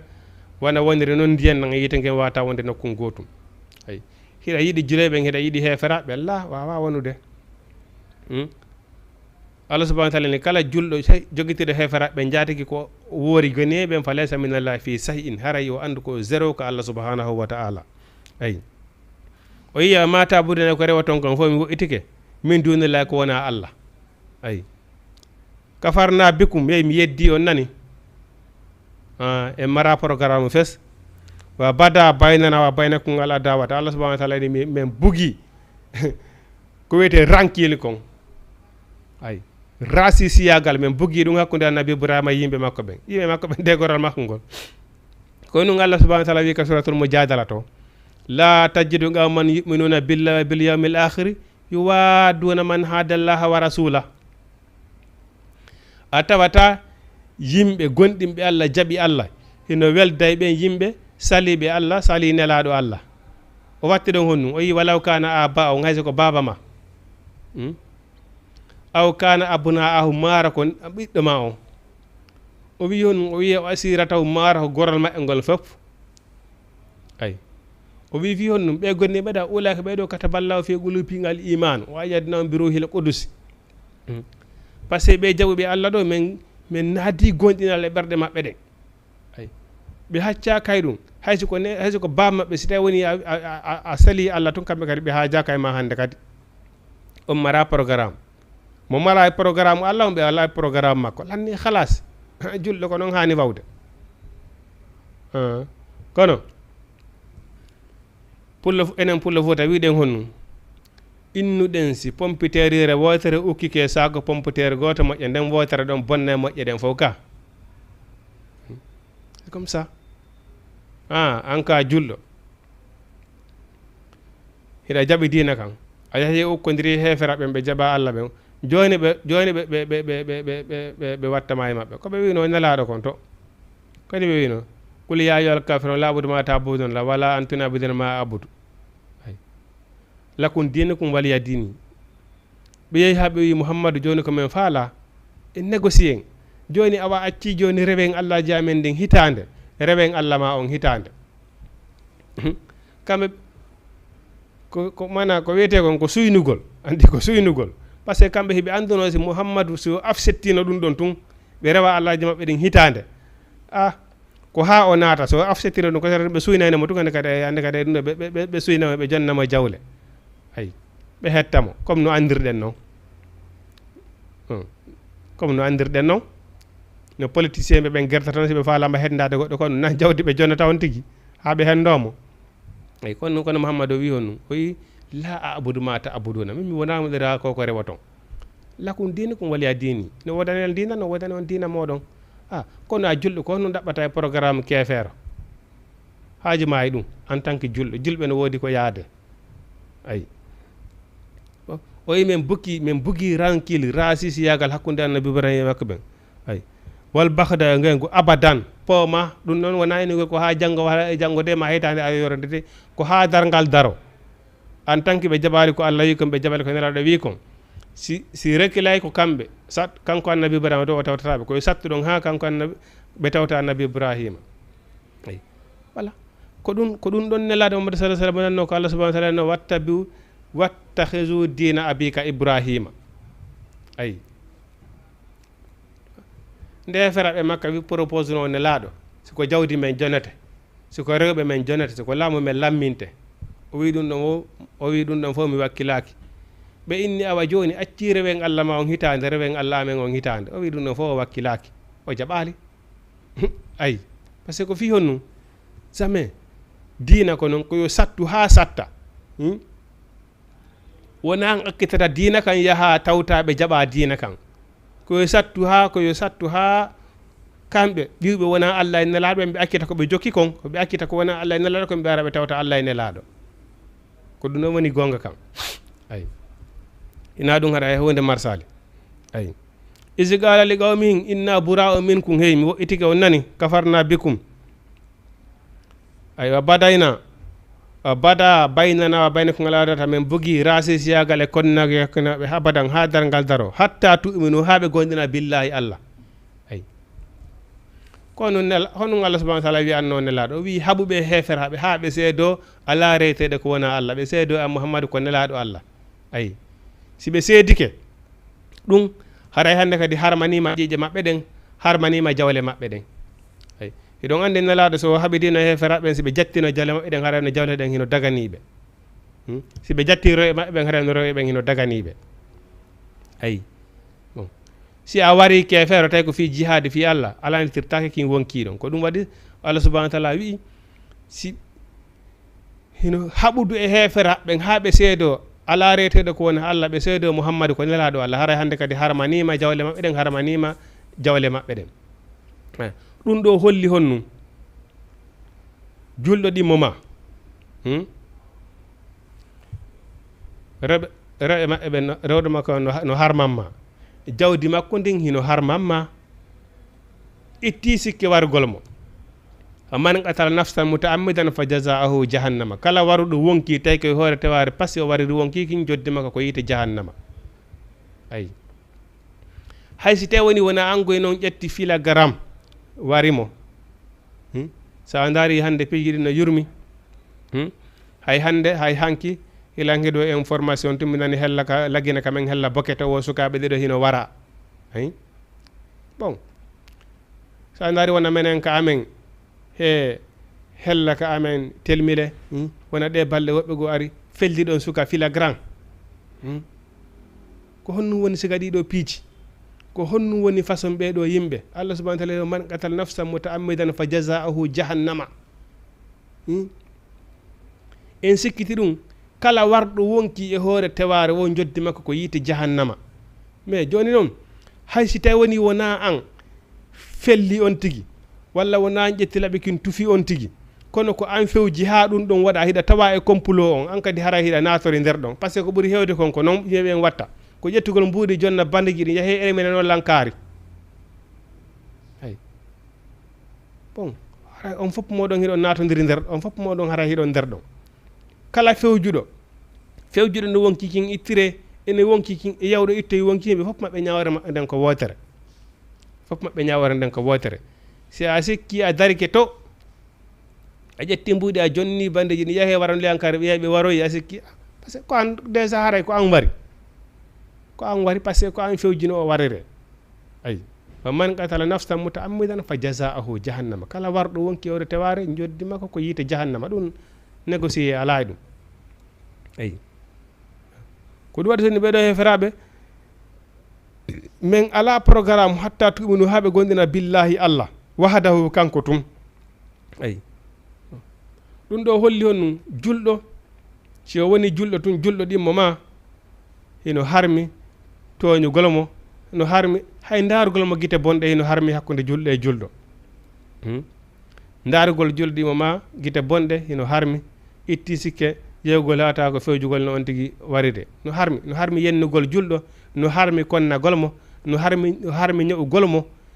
kala ko wiyete piihun kanukun duñalngol ɗimmo mum ko boni hina moƴƴi la yuminu ahadukum hatta yuhibbu li akhihi ma yuhibbu li nafsihi ka hay goto e mon wonata julɗo gonɗinɗo Allah hata har ko yiɗani hoore makko ko ɗum o yiɗani hoore makko ko ɗum o yiɗani julɗo ɗimmo makko on kadi haray nelaɗo maki haray imanu ma on timmi jon noon goto kala e meɗen yo nattu hoore muɗum innahu ala nafsihi basira onon wonɓe dardelanɗoɓen fop hiɗon jiɓi fiyan on anda fiyan komi woni wolde ɗo ko on anda si tawi woni ilan afsette ɗum ma simi afsetta silan gunere ɗum mami gollira on anda ɗum wami min noon miɗo andi fi hoore am no mi andiri fi hoore am noon onon kadi ko noon andirɗon fi hoore moɗon ayi min kadi noon mi jiɓaki ko mi anda fi moɗon ko honno wawɗon ayi mo kala e men no andi noon jikkumu ngon ayi miɗo wawi yaltinde ɗo ko moƴƴi kon ay hara komi suuɗi to kon ko ɗum ɗon ɓuri hulɓinade ayi bon ko ɗum waɗine ɗon on ni hay goto mo wonta gonɗinɗo ha tara ko yiɗani hoore makko kon ko ɗum o yiɗani musidɗo ɗimo makko on kon haray a woni gonɗinɗo timmuɗo haqqan si ɗum ɗon woppi yandu haray nelaɗo make haray ha joni ko wiyete gonɗinal kon haray joni no mankamma enen pullo fo taw wiɗen honɗum ka wuggeta ka temmere makko mo taw wuju ka temmere ɗimmo ma ka siki ko haala men noon enen wimiye ayi oni ayi oni haaɓe gonɗina Allah men mara affaire fes ala aqulu ibrahima li abihi li astaghfira laka wa amamaka ayi wa ma amlika laka min shay'in annabi ibrahima sina o foduno ba makko wi mi insinantoma ay immorde ka Allah mi wawanama hay hunde ay min shay'in kala rabbana jama men alayka tawakkalna Allah ko an woni ko mi holori wa ilayka ko an Allah almasir woni ruttorde maɗa ay rabbana kanko e annabi ibrahima wi honum o wi joomi amen la taj'alna wata waɗu men fitnatan fitna lilladina wonande ɓen kafaru heferaɓe ɓe heferaɓe ta okkuɓe doole e hoore amen wata ɓe fitin men waghfir lana hafaram men rabbana joomi amen innaka noon Allah antal azizu ko an woni tedduɗo alhakimu ñeeñuɗo e golleji maɗin ay kanko o wi honum laqad kana lakum laataniki on fihin e maɓɓe uswatun hasana ñentinirgal moƴƴal annabi ibrahima ko référence moƴƴo ko duwaɗo ñentinede ndareno kanko annabi ibrahima no rewiri Allah subhanahu wa ta'ala noon rewiren noon Allah subhanahu wa ta'ala e wona kanko Allah subhanahu wa ta'ala wir noon e nelaɗo meɗen Muhammad sallallahu alaihi wasallam ittabi'u dina abika ibrahima ay jokku dina bamma kan ibrahima ay woni liman kana ay wonande on ay liman kana wonande on laatiɗo ay yarju hino tanƴini ay yarjullaha hino tanƴini hawrogol e Allah subhanahu wa ta'ala laqad kana lakum fihin uswatun hasana laatani ki on e annabi ibrahima e jokkuɓe annabi ibrahima ɓen fof ay référence moƴƴo kono ko honto liman kana yarjullaha kala tanƴiniɗo en tanƴini hawroya e Allah andi seytane ɓay tun hino hoddi en hiɗen sikkiti Allah siko gonga e fof meɗen siɗen holino Allah ko gonga tawno hande aduna on no wi yen sabu no harayno toñidiro ala azulmu haramu wa ja'alnahu baynakum harama Allah subhanahu wa ta'ala ini wo tooña ko niwre dey tooña ko niwre mi harmini tooña hakkundeji moɗon tawni no neɗɗo woni ko Allah ɗo tawni haaji makko ko tooñugo yimɓe tooñaɓe jattaɓe jawle tooñaɓe wana saabu wonkoyji maɓɓe tooñaɓe jattaɓe rewɓe ahi ñande janggo ɗum no hoɗoyama niwre yeeso ma si yimmo yama dargal pansan ko ko ya boho bahanno jiɓoɗa ko honto yarata niwre hakkeji yimɓe ɗi rondinoɗa ahi ko nden ñande andoyta noon gonga kanko gonga ayi koɓe wiyoyta ko sortani yasi to man ba'atha min marqadina haza ma wa'ada rahmanu wa sadagal mursaluna ayi ko homɓe immini men kamen waali ɗo ka danɗe amen ɗo ka gaburuji ɗon har noon hiɓe lettere ɗon bimbe kikiɗe kono pansan dargal on ko muusi kom tawi ko waɗi no laaɗo makino en andi lette gaburu e muusude ɓe wi ko woni yeeso ton konko ɗum ɗon ɓuri muusude haraɓe he gaburuji maɓɓe ɗon hiɓe lettere ɗon bimbe kikiɗe bakkatu jimɓe koɓe rondino se dargal ngal wi pansam muusede ko ɓe heɓata ɗon kon ɓe wiya e komin walino ɗo men sikkuni hari koye danɗe men woni tellement que ko men heɓi ndi muusede ɗo kon oyno e haza ma wa'ada rahman e ko ɗum ɗo Allah foduno wa sadagal musa noon e andi jakko nelaɓe wolno ho gonga e andi e jaka immitete e jaka si mayama immitete e andi e jaka dargal no woodi naari ɗen sikkiti awa way sadagal musa nelaɓe ɓen gongi imoyɗa noon ñande janggo fu bug ukkoɗa eni ɓe niwre giɗi toñunoɗa yimɓe zulmu voilà tooña ko niwre rente e toñidirgol nelaɗo maki tooña no harmi mi harmini tooña hakkundeji moɗon neɗɗo kala yo reenu yo rento tooñugol ɗimmo muɗum ayi woni ɗum ɗo ko tanƴiniɗo hawroye Allah subhanahu wa taala kala tanƴiniɗo peleti wori mayay a hulay boneji ɗi waɗuɗa Allah ɗin huluɗin ɓay hiɗa andi peleti hakkunde ma e Allah si a laɓɓinani Allah tun ɗum ɗon o yafata kono ko waɗɗa banu adama ɗimmo ma kon ɗum ɗon Allah subhanahu wa taala o yafatako ma ayi o wi man yatawalla kala on hukkituɗo inni kañum haajaka e Allah hoolaki ma ya immito fa inna Allah no Allah huwal khaniyu ko kanko woni yondiniɗo ay alhamidu ko kanko woni yettiniɗo ay kanko woni yettiniɗo nam DG ɗon wawi akkitande numéro téléphone on neɓatara e leere mon on yeni e no heddani en ɗo wona wa 10 minutes ɗon wawi wadde 78 116 82 38 78 116 82 38 e naton ka Jama TV DG ɗon wawi akkitire numéro téléphone on tawni wodi faalaɓe natude après naata heddaniki en ɗo 10 minutes wawi wawidirde inchallah ayi laqad kana lakum latanikum fihim e Ibrahima uswatun hasana liman kana yarjullah kada tan ɗo hawroya ya Allah subhanahu wa taala andi ko ɗum Allah subhanahu wa taala wi si tawi woni a wi'i an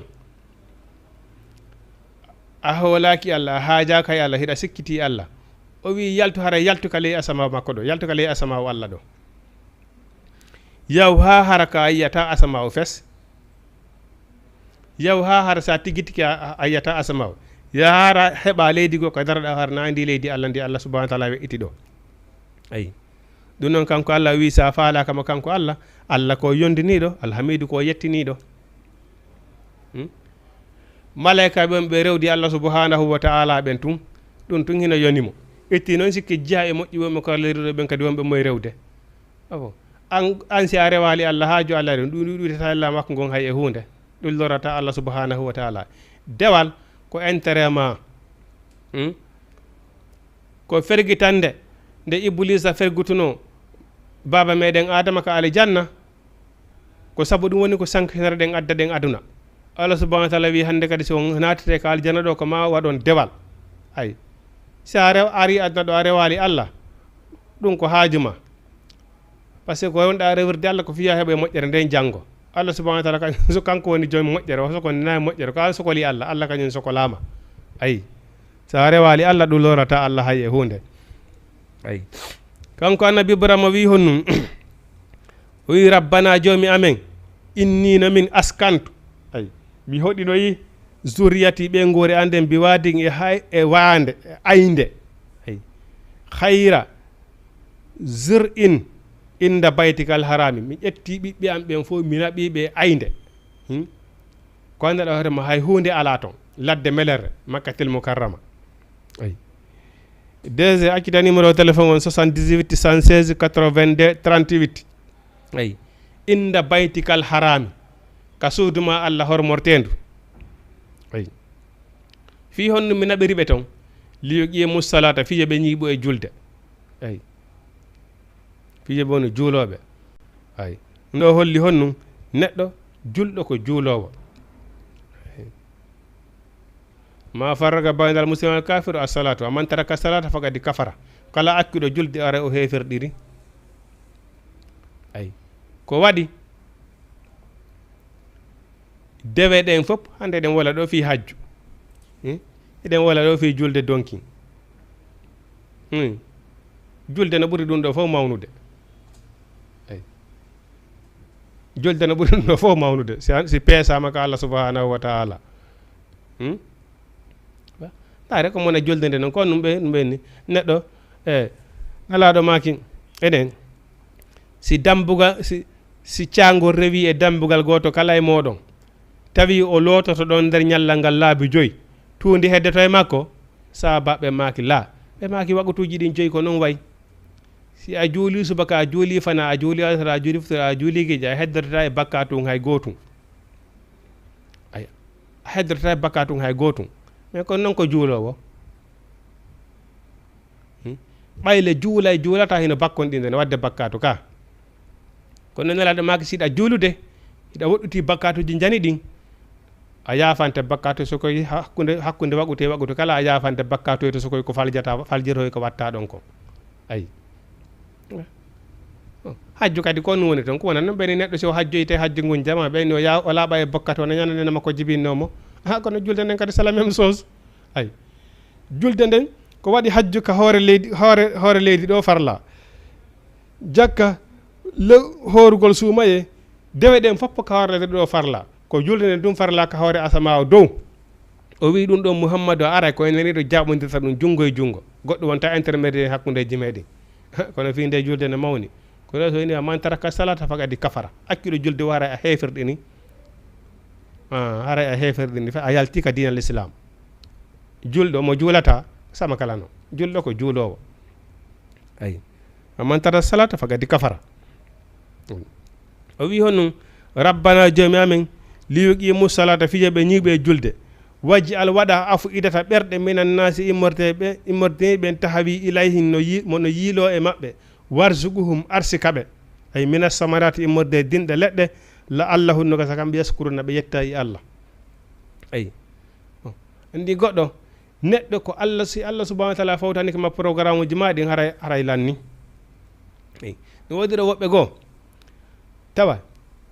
si ɓe hirtiki ɓe jiɓi ko ɓe soƴƴira si ɓe soƴƴi ɓe jiɓi ko ɓe hirtora kono haaju kala ko ɓe nangi marsay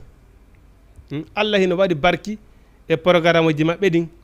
bon allah waɗa e ɓerɗe ɓe yiɗaɓe kala ko ɓe nangi o jama on ara wallito ɓe yolade junngo haajuji maɓɓe ɗin marsa hara noon ɓe mara hay hunde ayi goɗɗo goo hara no marto donguil kaali si ara kala ko nangi o mapoda e muɗum so jaa ayi par ce que fi hon ko goɗɗo woni goɗɗum sa heeɓi yeeɓe hara e heeɓi fof o wi mi naɓi ɓe an e ɓe ngu anka e ladde o wi kono fiyeɓe ñeeɓu e julde yiila ɓerɗe yimɓe ɓen kadi yiɗaɓe jama on si yiɗima ara e heeɓi fof eyi ko waɗi jawdi ndi himɓe lanna kono jama on ɓen ɗon a perdataɓe a perdataɓe fof eyi jama on yiɗaɓe ɓe arsika ɓe immorde dinɗe leɗɗe no gasa kamɓe ɓe yetta e allah rabbana joomi amen innaka no anta alamu hiɗa andi ma nohfi konko men suuɗi wa ma nu ulinu e konko mi feññini eyi en fof meɗen allah no andi ko suuɗuɗen mo andi ko feññinɗen wa ma yahfa alallahi suuɗaki allah min say in hay e hunde fil ardi ka leydi wala fi samai wona ka asamaw ka leydi o ka asamaw hay hunde suuɗanaki allah ino laaɓi pos alhamdulillahi llazi kanko annabi ibrahima o wi mi yetti allah on wahabali okkuɗolan alal kibri e dow mangu an ismaila wa ishaqa e ishaqa yayi ha tawi o nawyi o taƴike ay allah subhanahu wa ta'ala okkimo ismaila ishaqa ay inna rabbi no joomi an la sami uddu'a allah ko nandowo du'a ko ɗum waɗi torotoɗo wona yo haaɓude ay annabi ibrahima o tori fi ɓiɗɗo ha o taƴi si allah noon okkoymo ko ɗum allah subahana taala to wonɗo e torade wona ya taƴo par ce que aadata e allah ko honde o jaabinta ma ko honno o jaabinirta hiɗa wawi torade konko toriɗa kon allah waɗi yaɗum e ɓiɓɓe ma ayi bon ari e annabaɓe ari e moƴƴuɓe feƴƴinoɓe goo ko noon ɗa wawi torade ɗo allah yaltina ɗum ɗon e ɓiɓɓe ma allah yaltina e taynira e ma sa ayi goɗɗum goo toroɗa allah subahana taala o daari tawni so jonnima ko aduna ɗo moƴƴantama a beway o maranama ha ka laakara o wi heeyi ko ɗum wonnoɗo lan e torade ka aduna kono heeyi mi tawno somi jonnima ɗum ka aduna toon moƴƴantanoma a bewayno yeddalan mi tawi mi accani ha laakara ga ko ka ɓuurma moƴƴande ayi inna al akhiratu hayrum wa abuga ay ko laakara ɓuuri moƴƴude ko ɗum kadi woni ko heddoto ko aduna toon hay sa heɓino toon honnude sa tornake toon mbuuɗi hay sa woni on toon milliardaire je ko ha ñande goo lannayno ayi joni noon ko laakara ga lannata ko ga lutata mi tawno yo marane ga ayi torotoɗo wona yo haaɓu inna rabbika no allah subahanahu wa taala sami u du'ay allah nanay du'a tore tun kanko allah subahanahu wa taala o nanay ayi rabbi joomi an isi alni waɗan mo qimu salat ɓen no ñiiɓa e julde assalamu aleykum salam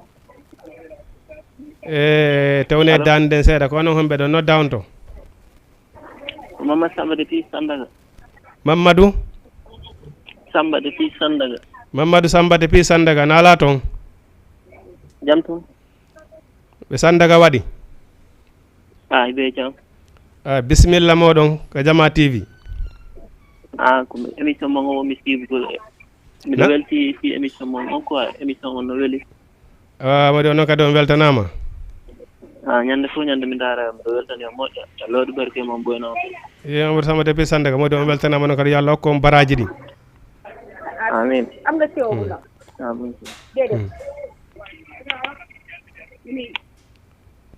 na Mamadou Samba depuis Sandaga wara on weltanama ɓe Sandaga ɓen toon fof woni ko weltana nam mana wi hon rabbi joomi an isi alni waɗanmo qimu salata ñiiɓowo julde ay on andi hay nelaɗo e meɗe Mamadou sallah sallam hoore muɗum no hewno ko tabintinani yo Allah no tabintimo e hoore gonga ay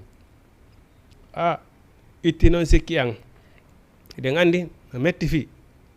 no wirɗen noon no metti fi seytane no heewi ko so in sinta ɓente ko yo Allah okku en battane moƴƴe ɗen andi goɗɗo hino golla golle aaden alijanna ha hewta ko o mayata o jarribe o golla golle naadowo yiite o naatoya ka yiite goɗɗo kadi hino golla golle aaden yiite ha hewta ko o mayata o golla golle naatowo alijanna o naata alijanna ay ko toriɗen Allah ko yo Allah subahana taala okku en battane moƴƴe ko ɗum woni toragol Allah yo Allah tabbintingol en e hoore gonga on ɗum kadi ko hunde ɓurde e himmude toragol yo Allah tabbintin ɗum e hoore gonga kan ay par ce que ɗa wawi jokkude ɗo gonga on ha seytani ara fergote e murta fes ay ɗen andi pullo fotani o tuba murta ko suma lutta ay en tori Allah yo Allah subahana tabbintin en e hoore gonga on ay eɗen andi woddino neɗɗo goto o juulali waɓutu ha hande o juulali waɓutu o meeɗa tuggude tinde leydi o juulana Allah mais o maayi o naati alijanna ko honɗum wonno saabu ɗum e ko keferajo num o haɓay ɗon har ko haɓugol julɓe ɓen ko ɗum wonno golle makko yey noon ha ñande goo imo heeɗo nelaɗo Allah o naaro tawi politique o ko nelaɗo wona yewde ɗo konko gonga tawi nelaɗo no fokkiti jihadi o ari o ɓatti nelaɗo o landi nelaɗo convaincu mo ɗon ha o wi he o wi Mouhammadou a partir de hande ko enen ɗiɗo wondi. Salamu aleykum. Ok ono yeyi bon o ari o wi nelaɗo a partir de hande ko enen wondi o ƴetti kaafa o wakkiti o jokki nelaɗo ɓe yaadi ka jihadi o heddoyi ka jihadi ton ayi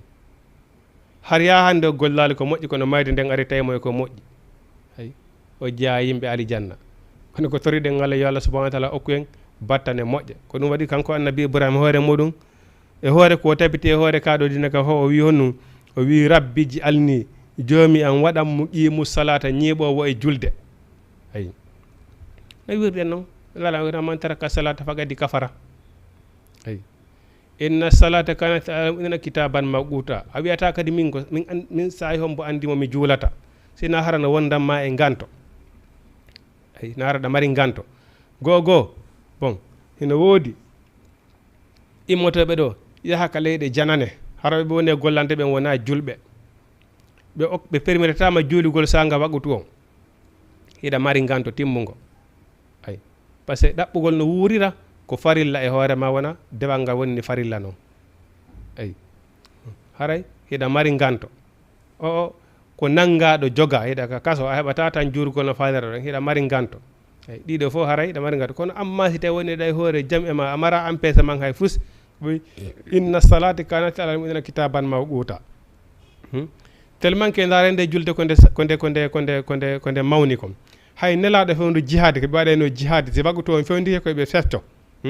joni siko ɓe yimɓe nogayo har ko ɓe yimɓe nogayo siɓe haɓodirde ɗo e heferaɓe wulure si wagu to hewti ko yo sappo yaw juuloya ɓeyɗa sappo daro fewtodira e heferaɓe wulure ɓen hay si ɓe fof ma ɓe warama ɗum ɓeyɗa si gayni juulude ɓeyɗa kadi yiltito ɓeyɗa juuloye ɓen jaaha engagé ɓeyɗa kadi ha ɓeyɗa ara juula kadi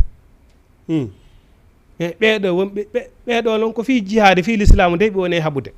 fi ɓantugol drapeau l'islam kono si wagu toon hewti ɓe yahay ɓe juuloya eyi itti noon sikke ɗo man taraka salata faqadi kafara mo watti julde nden haray o heferini ko so inni rabbi si alnimo qimo salata joomi an waɗa ñiiɓowo e julde wa min zuriyati e ɓe nguuri an ndenkati wa amuru ahlaka bis salati wastabir alayha jamir ɓe nguure ma nden julde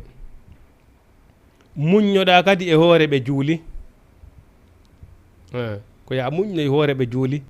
nanigol tun e juule min yon juulu ne on watta hoore mon yonayi on accaɓe ɗon way ko a jokkuɓe ha anda ɓe juuli kadi ay wa amur ahlaka bisalati wastabir alayha yamir ɓe nguure ma nden julde jokka kadi ha ɓe tabita e hoore julde nden ɓe ñiiɓa e hoore mayre ay rabbana joomi amen wa taqabbal du'a'i jaɓanan du'a ngon eyi par ce que kono neɗɗo na forcé si a torki Allah na forcé ko ma o jaɓa dey e yurmede makko kanko Allah subhanahu wa ta'ala noon himo jaɓa eyi sabu Allah subhanahu wa ta'ala ini kanko himo hersa kanko Allah subhanahu wa ta'ala nde jeeyaɗo makko on fontata juuɗe toromo o ronka jaabinde eyi kono probléme on ko honto Allah subhanahu wa ta'ala ko julɗo laaɓuɗo jaɓanta du'a ko ɗum woni probléme on nde oya yawno ka burure tampi o yehi ka burure o soñji ton ha ñamete makko o lanni ndiyam makko ɗan lanni o tampi o soñji ha o ɓanti juuɗe ka wasama o ni Allah wallan ay ɓe wi an ko honno Allah ko honno watama jabirande du'a ko ñamuɗa kon koko harmi ko wattiɗa kon ko harmi jaram maɗan koko harmi golle maɗen ko golle harmuɗe ko honno Allah jabirantama du'a ay probléme on ko ɗon ay allahu tayibu la yaqbal illa tayiba neɗɗo a wawata jokkude piiji harmuɗi yeddugol Allah subhanahu wa ta'ala khaduma al khaidina pewta ɗon Allah o jaɓanama ɗum wona wenitiɗo joni wona o yaadu makka ɗo ne joni si an tigui moɓi ɗo jawle ɗaɓɓiraɗo ko harmi yeehi manka kon makka o wi honnum allahumma labbayka kon malaika ɓe wiyata la labbayka wala sarika wala sa'adayka notandu ala nama ɗo kisal ala nama ɗo a noddiɗo mo nototako ma par ce que jawdi ko arduɗa makka kon ko harmu ɗum sikkuɗen en wuuraɗo e penale janfagol yimɓe tiriyanda bon ɓantaɗo juuɗe wiya Allah o jaɓa ɗum ala o jaɓata ko ɗum woni probléme on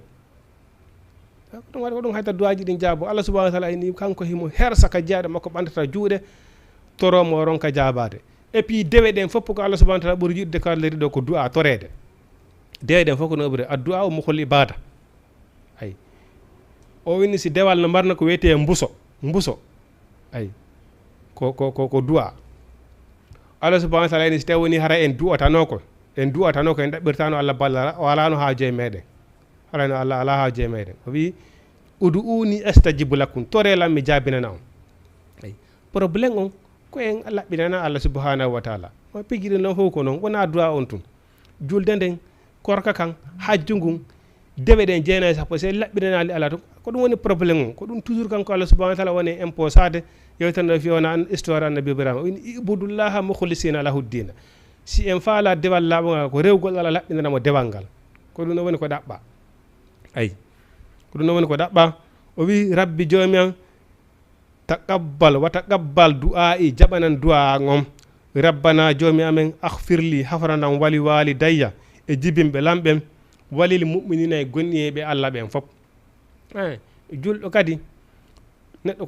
ko yontigo torano nena mon e bamum parce que bon alhamdulillah no gasa e bawgal Allah subhanahu yurmede Allah subhanahu wa ta'ala haysi nene e baba mutaki e gandal si tawi woni tun ɓiɗɗo on ko ɗum waɗi so ɓe inni kala heɓɓurɗoma ɓiɗɗo fewɗo bon hara yo ɓurima sansi ɓurɗoma ɓe guure fewde wara yo ɓurima sansi sabu na wi eɓe ne wona sabu nene baba natugol ɓe no wona sabu natugol nene baba alijanna parce que kono nelaɗo maki neɗɗo so maayi piiji makko ɗin golleji makko ɗin fof taƴa hino sina piiji dan no tawa e ɗin piiji honno simo acci ɓiɗɗo moƴƴo ka ay kono haysi a maayi siɗa acci ɓiɗɗo moƴƴo on hino du'anade julɓe hino du'anadema ɗum tawote ha kaburu ma ɗon haray golle ma hino continue assalamu aleykum ok ɓe ero kadi ayi kono kala ɓurɗoma ɓe guure moƴƴerare o ɓuurima sanse ɓiɗɗo ne wona sabu natugol nene babali tan ko ɗum wani ɓiɗɗo ko yontigi torano nene mo e bammo hay si ɓe wuuri itti noon sikke kadi so woni yaraɓe feƴƴini par ce que tawoyayɓe torano kadi gonɗimɓe Allah ɓen fof jiyaɓe Allah ɓen fof on tigui toro eyi yawma yaqumul hisabu ñande ñalande hasiboore Allah Allah yafanolan ɓiɓɓe am ɓen yafanolan nenang e baban Allah yaafo gonɗimɓe Allah ɓen fof ñande ñalande dargal ñande ñawore nde ñande dargal daroya yurme jiya e maɓe Allah subhanahu wa taala wala tahsabanna Allahu khafilan amma ya'malu zalimuna Allah subhanahu wa taala wi he o wi wota sikku noon miɗo welsidi e ko bandiji ɗin woni e wadde ka leydi ɗo ɗi bandiji jokkuɗi ɗo triyandugol jawle yimɓe no jarani ɗum hay ittugol wonki sabu jawdi Allah subhanahu wa taala inni wota sikku miɗo welsidi ko ɓe woni e wadde ko ɗum tummi reeni ay wala yahsaballahu wota sikku Allah no welsi khafilan Allah no welsidi amma ya'lamu zalimuna ko bandiji ɗin woni e gollude kon saliɓe Allah subhanahu wa ta'ala ɓe ay innama yuakhiruhum yawma takhtasu fihi al absaru ko Allah subhanahu wa ta'ala habbani nennaniɓe ko ñalade de guite purtidoyto e muɗum ko ɗum ñalade dargal ay ñande hawtete dargal wiya pan tawa he no ustasi no docteur Mamadou Wori Bari makirta to kote ko nakiri ñande hawte a dargal pansan ay ndara nano ndara ñamata ara o aynata hande aynata ko bambe to ni ko kosa ni ay ala ma ennugol awa hande ɗo yahani e menen mi herta ko meɗen ga ala foppo tumbodiray ɗo ay ndara noon pellet noon hiɗa andu no yerɗa ande ɗon ɗen ñande ko yoɓinoɗa ɗon kon ɓay hariɗa sikkiti ay dargal siko gonga hewtoyaɗo noon yiya noon bone ha noon harande ñande ko bone jewɗe harande ñande guite on tigui ɗen ina purtidi ay négocié lay fusi ala ɗum ay o wi watulu janggu alayhin e dow maɓɓe naba e ibrahima kabaru annabi ibrahima isi qala li abihi to monde wenoye ben makko qawma ho yimɓe makko ɓen ma ta'buduna ko honu rewa toon qaaliɓe wi'i na abudu ma rewa asnaman sanamuji ay fa zallu laha akifina min ñiiɓeeɗi meɗen ufini e majje ko kanjum min rewata qala wi hal yasma'unakum isita uduna ene si on noddiɗi ɗi nanay aw yanfa'ukum kaaɗi nafa yon goɗɗum waya duruna kaaɗi lorra yon qaali ɓe wi bala ɓe wi yo way si min noddiɗi ɗi nanata ɗi addanta men nafa ɗi addanta men lorra ay bal ko woni wajadna aba ana ko ni min tawri babiraɓe amen hino rewa ay ko tampine kon fina tawa ay ha bayla ɓura mawɓe ko min taw mawɓe hino waɗa ɗum ɗo na fina tawaji ɗin fof jokkete dey fina tawa koye taw aray no yaade sunna e nelaɗo siko ɗum haray kayran amma si tawni fina tawaji ɗin tawi ko lundi ɗum Allah e nelaɗo haray sariya on newna ɗum ɗon na fina tawa fof jokkete ay Allah so oyni wa jaddina men taw aba ana babiraɓe amen ɓen hino rewadi kasalika ko wonani menen kadi ɓamen tawi baba men no rewde min rewiɗi ko wonani kasalika wonani yafalu ɓe golliri qala wi afara aytum onon ma kuntum konko latinoon ta abuduna hiɗo rewa antum wa abawkum e babiraɓe mon ɓe ala al aqdamuna adinaɓe ɓen fa innahum no on fof muɗon aduwu li ko ennemi ɓiyam komi gaña moɗon illa rabbil alamina min ko Allah subhanahu wa ta'ala woni jaati jang allazi on halaqani woni ko taggimi fo huwa no kanko Allah yahdini woni ko fewnatanmi wallazi no kanko Allah huwa on yutti imni kanko woni ko ñammintallam o yasqini kanko woni ko yarnatalam wa iza maritu simi nawni fa huwa yasfini ko Allah woni ko sellintammi wallazi ko Allah yumituni woni ko waratammi ɓawonde mi maayi summa yuhyini kanko kadi wurnitintelam wallazi on atma mi tañƴini kadi an yaghfira li kanko hafarantalan khati ati boneji an ɗi ay yawmi dini ñande ñalande joddi dina rabbi jomi an habli okkan hukuman gandal wal haqni hawridinalam mina salidina morde moƴƴoy ɓen ay toragol gandal c'est très important nelaɗo Muhammad sallallahu alaihi wasallam Allah okkimo pijji ɗin fof kono torotono Allah yo Allah okkanmo gandal rabbi zidni ilman nafiya sabu gandal sa mara neɗɗo so heɓali gandal aray hay hunde saray aray hay hunde marsali ay aray hunde marsali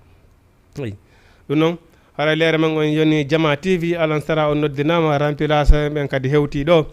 inchallah rabbi aray hande eɗen wawi darade ɗo ha yontere ande Allah subhanahu eɗen tori Allah subhanahu wa ta'ala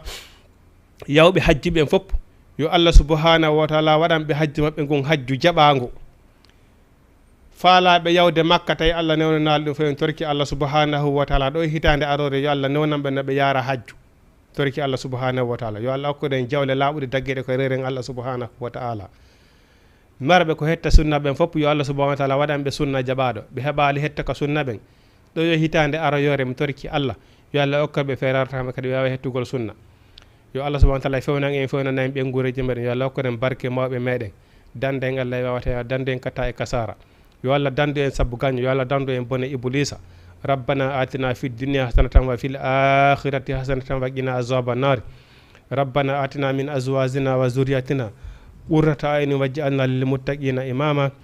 inna allaha wa malaikatahu yusalluna ala nabiyyi ya ayyuhallazina amanu sallu alayhi wa sallimu taslima aqulu qawli hadha astaghfirullaha li wa lakum assalamu alaykum wa rahmatullahi ta'ala wa barakatuh.